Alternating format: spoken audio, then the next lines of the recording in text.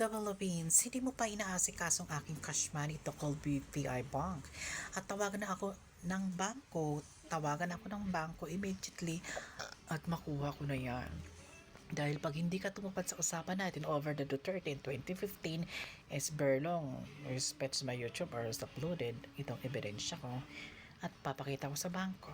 Dahil pag hindi, pagsasampalin ko sila, kakalad ka rin ko sila, papunta sa Malacanang na matanggalan sila ng mga panga at kalamay.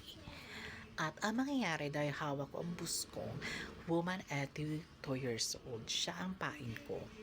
Para ibigay mo sa akin ang money ransom, President BBM Marcos, all Malacanang, and President Donald Trump. Ngayon, ibigay mo na, November na. Huwag mo na paabuti ng 25 and 31 Christmas para magastos kang pera.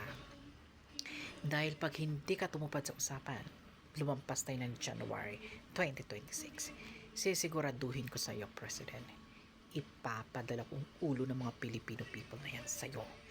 Ako mismo magdadala. Sasakay ako ng taxi going to Malacanang Supreme Court. Iiwan ko sa pinto o sa bangko si whatever the government.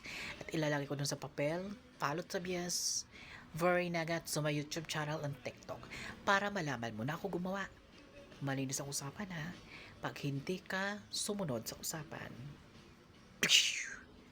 tapos ang maliligayang araw nyo kayong mga Filipino people. Papatayin ko kayo. Garaho.